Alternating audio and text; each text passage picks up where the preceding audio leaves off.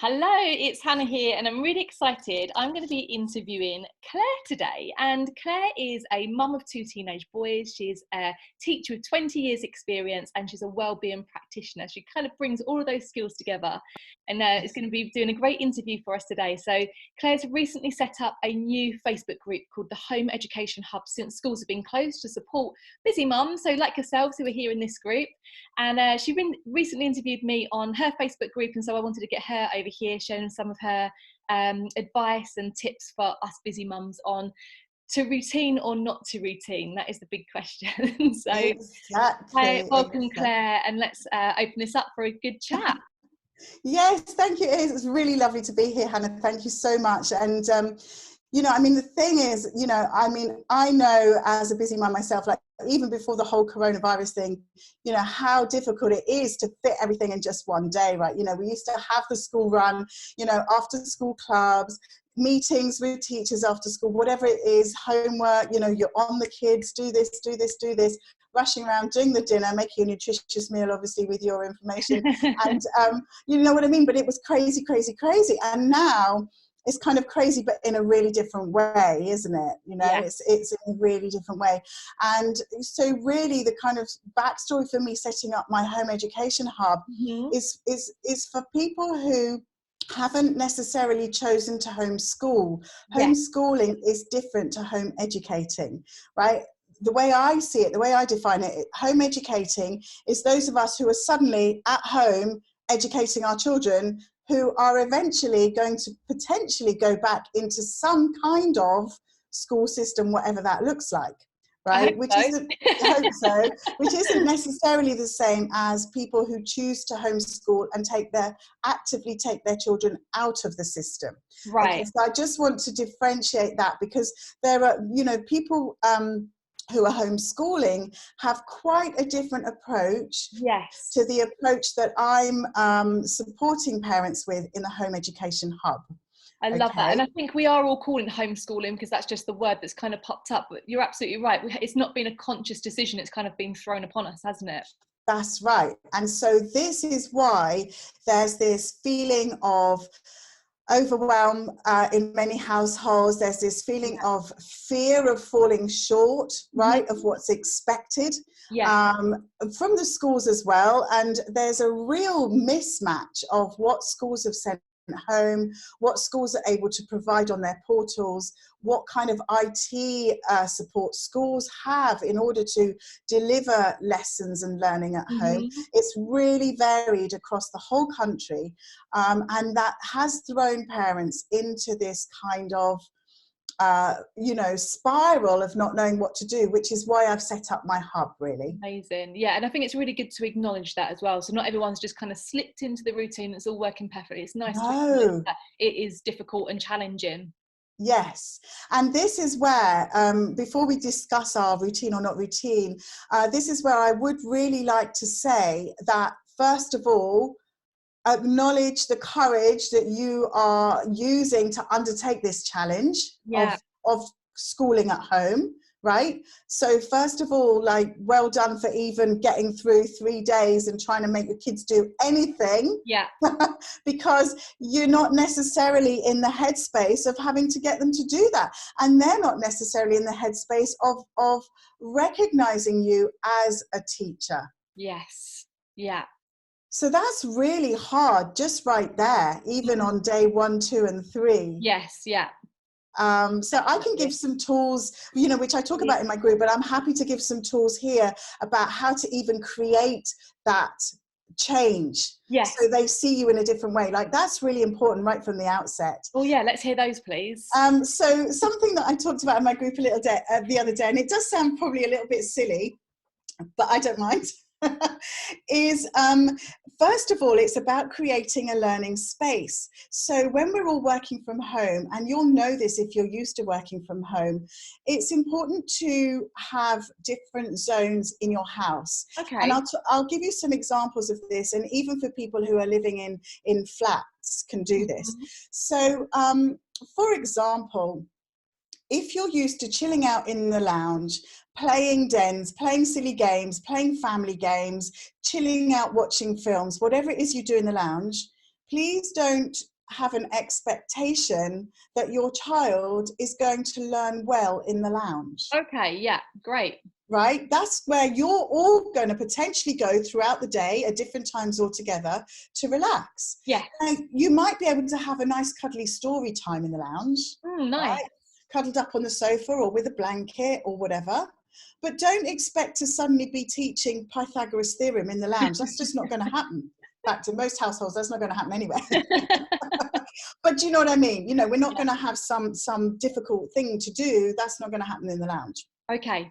So what you need to do, nor in their bedrooms, by the way, Right. nor in their bedrooms. Now, it's difficult because when children have been at school, certainly secondary school children are perhaps used to coming home from school, having a snack, going up to their bedrooms to do their homework. Mm-hmm. That might need to change because there's not really homework time. You're all working at home all the time. Yes. Right? So they need to be able to have their own space to relax in. Actually, their bedrooms potentially could now be where they relax, where they FaceTime their friends. Okay. You know, where they watch a film of their own choice if somebody else is watching something on the television downstairs. So especially for introverted children, Mm-hmm. it's very important that they're allowed to go to their rooms to relax. Right, got it.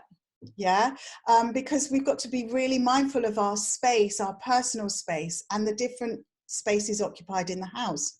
Now, so you say, well, okay, well, we haven't got the lounge, we haven't got their bedrooms. Like, well, what the hell are we supposed to do? Yeah. So, depending on your setup, you may have an office which perhaps your husband or your partner's using, so that's out of bounds. Mm-hmm. So you're left potentially with maybe a dining room and maybe a kitchen. Yes. Okay, so what I would recommend is to have the space where you're working as well, if you're a working mum, Mm-hmm. and to actually get some masking tape and to put it on the table. Okay, yeah. And to make their learning zone at the end of your table. Right. And to put on their table, on their part of the table, have their chair, have a spare chair beside it. Mm-hmm. Which is your chair when you're teaching them, but it's Got not the chair that you're working from when you're working as a mummy. Right. So it's like there's a spare chair next to them, and then perhaps at the end of the table is your computer set up with your stuff that you're doing for your work, with your phone and everything else, right? Yes. And then when you get into teaching mode, you're literally getting up and you're sitting in a different seat. Got it. Right? And then they're getting up and they're sitting in their zone at the end of the table where they've got their teaching materials set out. They might have their pencil case and their ruler and a pad with lined paper or squared paper. They might have a laptop there, or you need to plug in your laptop at their end of the table when they're doing their lesson with you. We're doing that. We're sharing computers. Yeah. So it might be that you literally just turn the computer around. Yeah. But it's a really important micro step that will start to trigger a message in their minds that, oh, mummy's teaching me now, we're sitting in a different way. Okay, so it's like framing it, setting it up in the right way. Yes, and it can be very simple to do. I mean, it can literally be turning the computer like that and having something that end of the table and something that end of the table, right? And now, for smaller children, that might not be appropriate, but what you can do for them is to create like a learning zone or a quiet zone or a concentration zone. You call it whatever you want it to be. And even if you're in a small kind of area, you can literally mask off a square. Okay, got it. You can mask off a square of floor anywhere you choose. And when you step into that, it's a bit like a portal. You could even call it like a magic portal. When we step into the magic square, right, we get transported to our classroom. Got it. Okay. Right? Yeah. So you step into this space, and then that again triggers, right, when we're in this space, this is when you listen to mummy. These are the rules that we have. This is how you respond to me. This is how I respond to you. And this is how we're learning. Yes. Okay.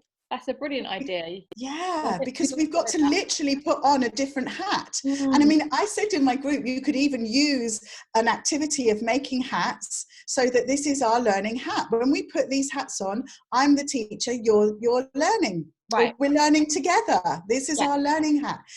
So depending on the age of your children, you know, that activity may or may not be appropriate. But it's really, and I mean, I said an example, for example, how do you think primary school teachers teach all day long, all year long, all the same children in one classroom?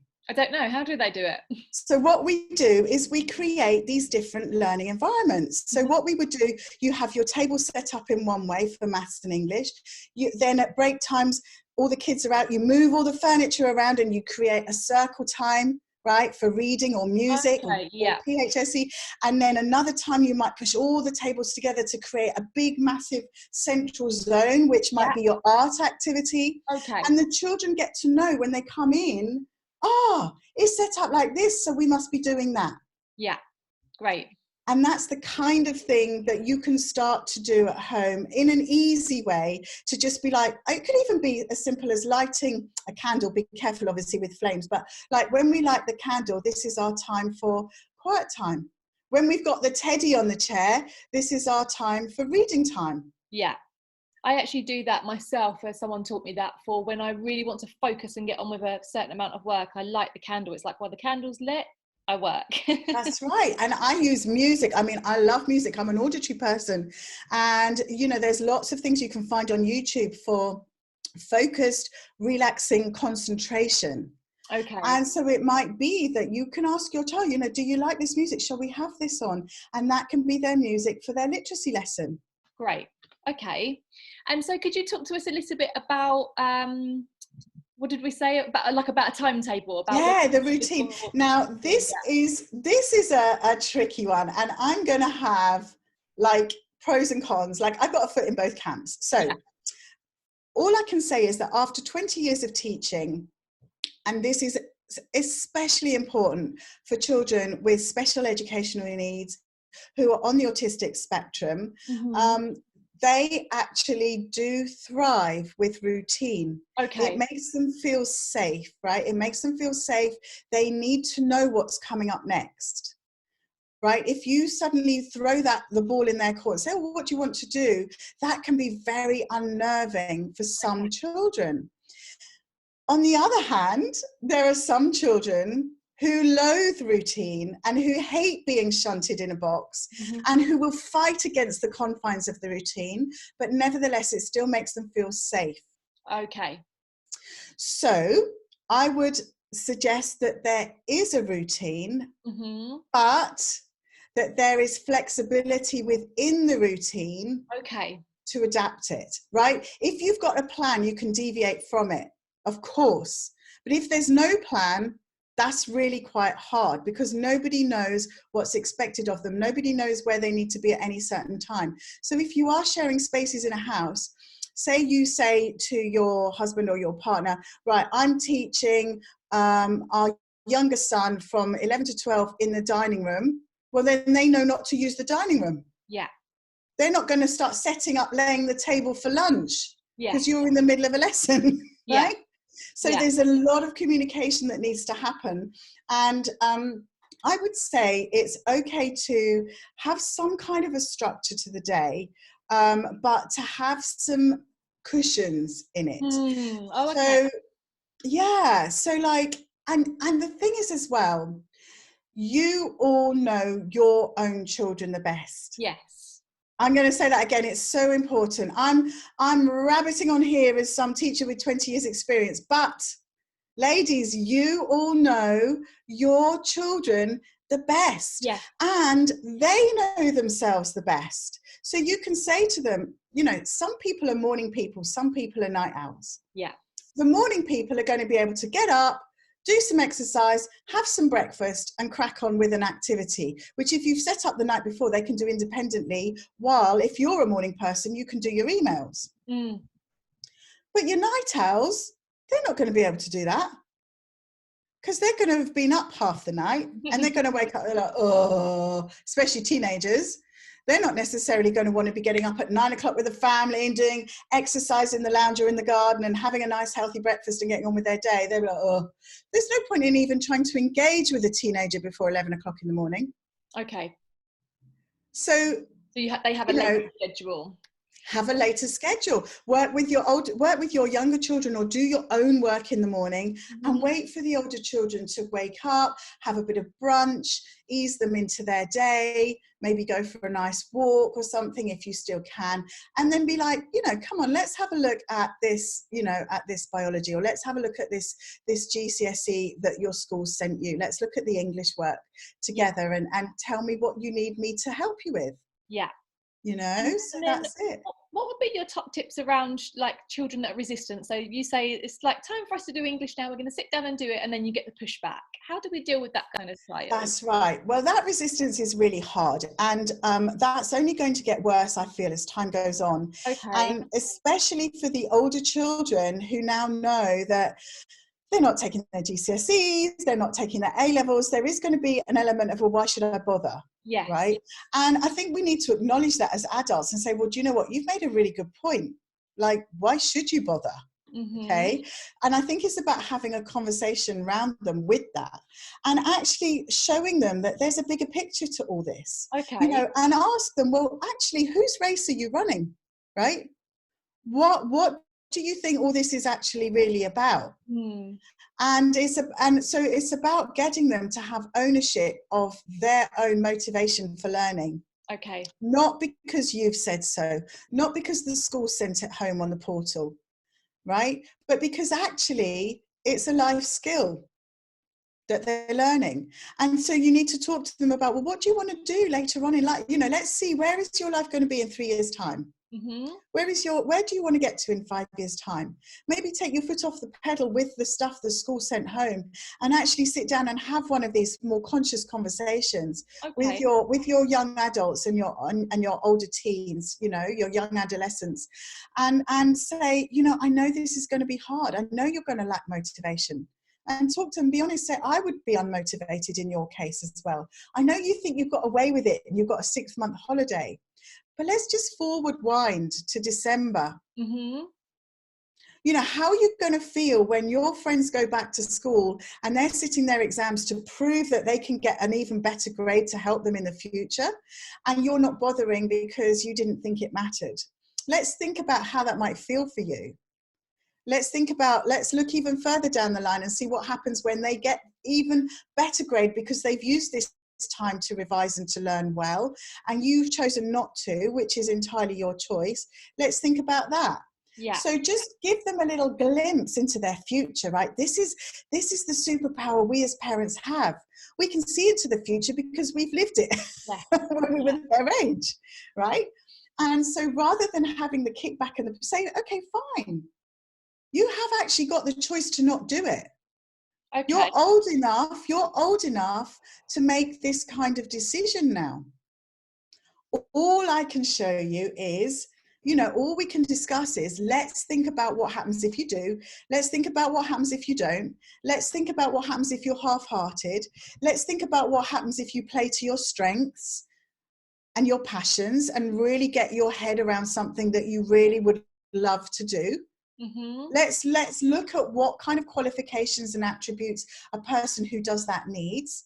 And then, they're going to need English and maths. And suddenly you might find that your young person is going, okay, now I know why I personally need to do some of this stuff. Yes. Okay. That's great. Thank you for that. So painting that picture and having a look at like future goals and why they are choosing to work towards it.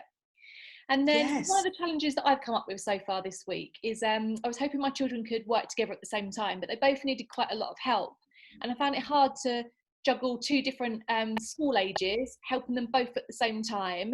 So then I decided to separate their times. But then it means I'm taking double the amount of time. So that's kind of detracting from what I need to do as well. So especially someone who's got like set hours with work, maybe they have to work 8 hours a day. How is a mum meant or any parent meant to juggle that?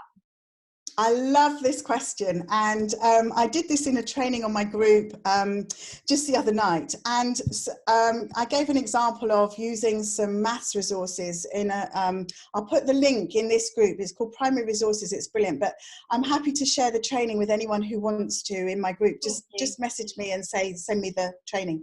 So basically, First of all, you don't need to do more than 1 hour of English or 1 hour of maths a day. Okay, so is it 1 hour of each? I would suggest 1 hour of each, or 40 minutes of each. Okay. Right. The second thing is you can have one theme to last the whole week. Okay. Right. You don't need to do like addition on one day, multiplication on one day, subtraction on one day. Addition is for the whole week. Oh, okay, got it. That Right. sounds easier. Yeah, so that's already easier. And then the next thing is, when you're looking for an activity, especially using this wonderful resource that I demonstrated, you can do addition where you teach both of them, and then you have a slightly, we call it in teacher speak, a slightly differentiated resource where one of them can get on independently and you work with the other one. Okay. Right. And then when you've worked with the other one and then off they go, and then you look at the one who worked independently, support them with what they got right, support them with what they got wrong, and then off they go and it's done. Right. And then the next day you swap over. So you do the same teaching for both of them, but you differentiate the activity. So now the younger one is doing something independently, even if it's mark making on paper or whatever it is. Yeah. And then you work with the other one, one-to-one. And it's a bit like being a TA and the others have to get on. The kids are used to this. Yes. There's 30 children to one teacher and one TA. So at any one time, there are 28 children getting on by themselves. Yes. They can do it. That's amazing. That's such good tips. Thank you. I love the positivity is kind of pouring out of you, that you love this subject and that you love. I love it. And parents. do you know what? When you see children get something that you've taught them, like, it's the best feeling in the world when they've come to you and they've struggled. Oh, this is another little top tip before we go. Yes. As well, to give you a boost and them a boost, and as evidence to your partner or husband or the other siblings in the household, which will give them a boost and want to learn with you. So this is brilliant. Really simple thing. You do a little line at the end of your teaching. So at the end of their addition exercise, or at the end of a little poem or something they've done, you do a little scale. So 0 one end and 10 the other end. And roughly 5 in the middle. It doesn't have to be like, don't take ages working out exactly equidistant. Like, just draw the line and right. And then I'm all for speed. Okay. And then, so you say, right, at the beginning of our lesson together, when we were talking about, using adjectives, for example, how did you feel? Did you really know what an adjective was? Did you know how to look up different adjectives? How did you feel about it? And children, will be honest, they say, oh, I wasn't really sure. I forgot. I was mixing it up with what a verb was. Like, I was probably about a 3. Right. And then you say to them, okay, brilliant. And so now we've done our poem and we've got lots of lovely adjectives in it and you've underlined them and all of that. How do you feel about it now? Are you confident that you know what an adjective is and how you can choose to have different adjectives for different effects in your poetry? And they'll go, yes, because you've just taught it to them. And so you say, well, how do you feel on our scale now? And they'll say, oh, about an 8. And you say, well, brilliant. In this half hour that we've sat together, you've made all that progress. That's brilliant. And they're like, oh, brilliant. And then you say, fantastic. So you get a sticker, or you get a pound for effort, or you get whatever the reward thing is. Extra time with mummy, or extra time with daddy, or extra free time in your room, or whatever it is that motivates them personally. Because they've made all that progress, because they put all that effort in. Yeah, so it's not really measuring like how well they done, but it's measuring how much progress they saw. Yes, exactly. And even if they've gone from like 1 to 4, brilliant. Yeah, that's still a big amount of progress. It's still a big amount of progress, and it shows you that it's okay to revisit that lesson. Yes. So that's the other tip. You don't have to keep creating. Oh, okay, so revisit. So next week, say, well, look, you did really well on that last week, but you're still not a 10. So let's see how we can improve you to make you a 10, or let's see how we can get you from a 3 to a 5. Yeah. That's such an easy tool to use, isn't it? So just a scale of, and there's no point in this is where schools let children down, and this is where you as parents can really support your children. You can go at their pace. Let me say that again. I want you to type that in the thing. You can go at their pace. You're allowed, you have permission, right? If they don't get adjectives for 3 weeks, do adjectives for 3 weeks. Yes, yeah, you don't have to move on. At schools, we don't have that choice. We have to keep going. We have to keep going. And this is why, for example, in maths, sometimes children do badly, because something that's really fundamental right at the beginning, we haven't had time to go over and over and over again for them. And this is why I love private tutoring, because I can go at the child's own pace and we can just breathe. Yes. And it's okay to not get it the first time. Oh, that's so reassuring. Thank you for sharing so many tips here in the group. And so how can people find out more about you? What's the group called? How can they join the group? Yeah, so the best thing is to look on Facebook for the Home Education Hub. It's a bright yellow picture with a lovely little boy smiling, and so it's a really noticeable picture. So the Home Education Hub, just join that. You can always private message me in the group. There's loads of free resources in there. There's a parent portal for trainings, which is me or other experts training you how to do something for your children. Brilliant. Plus, there's loads of free online resources for different subjects. There's a directory of experts in the group. So if you're particularly worried, about something, about a particular age range or whatever, you can ask those experts. We're all going to help you in there for free. Just come in, be supported. Also, the group's really fun. I'm doing things like a story time on Fridays live, where you can literally plonk your child down in front of me. Brilliant. So you can go and get a coffee. Like one lady said last week, it's the first time she saw her daughter smile. They'd been stuck in all week, and she said she was giggling along with you. It was brilliant, and she could have her coffee and just relax. What time is that? That's 1:30 every Friday. Story Corner. I'm going to be there. Story Corner this Friday, 1:30. All right. Great. Thank you so much again for the interview today, for sharing your ideas, your tips, your resources. It's been really good. I've loved it. I've loved it. So please do come in the group. We're here to support parents who are educating at home. Brilliant. Thanks so much. See you. All right. Take care, everyone. Bye.